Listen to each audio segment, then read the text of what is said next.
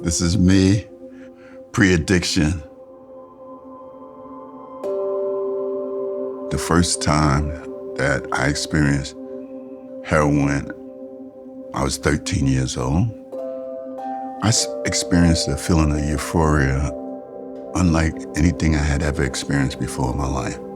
It was the most beautiful feeling in the world for me at 13 years old. Addiction took me to some very dark places. Not just the sleeping in the streets, not just the eating out of garbage cans. My parents, I had lied to them, stole from them, pretty much taken my mother's life savings. To me, the only way out was to kill myself. I was gonna lay on the edge of the roof. And my plan was that hopefully when I fell asleep, I would roll over and fall to my death. And I did roll over, but I rolled back onto the roof. My brother found me, he yelled for my parents. They was like, you gotta go get help. So for what was about the 13th time, I went into detox. A counselor came up to me and said, aren't you tired of this revolving thing that you're on? And I said, I'm ready. I went into Pride Side of the Educational Alliance. It was 2 days before Christmas. And my sister had braided my hair, and I once had hair, for the record.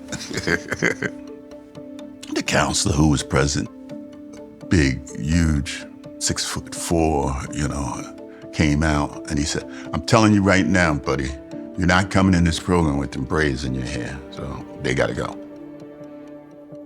And that was his introduction to me, and I was like, wow, is this the place I need to be? Like, what's going on?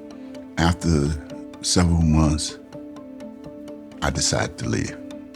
I was like, I can't take this place. I can't be here. These people are crazy, man. I went upstairs to my room.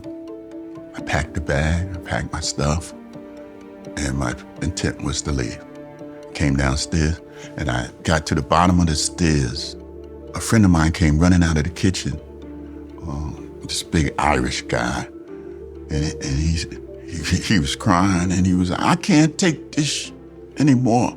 I'm leaving. And he started to go upstairs to pack his stuff, and I stopped him as I was about to leave, and I said, no, you can't leave. I said, no, you can't leave, you can't leave. And in talking to him about leaving, it changed my mind about leaving. And it was the first time I really had the experience of seeing that I could help another human being. I was still living in the program, and they offered me an opportunity to work as a counselor.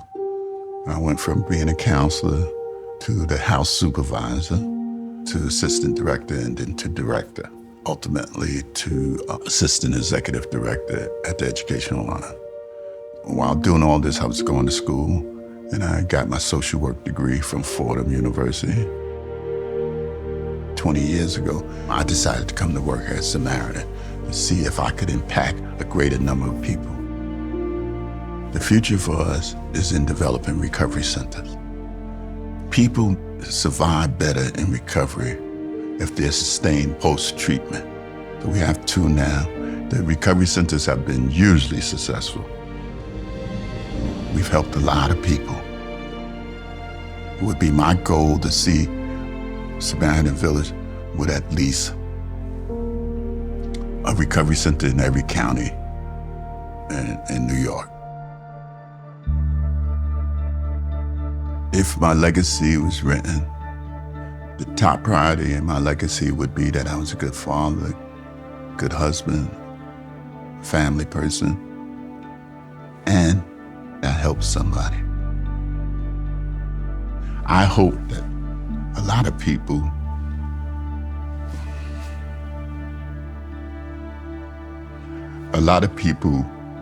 would not have to suffer in the way that I suffer.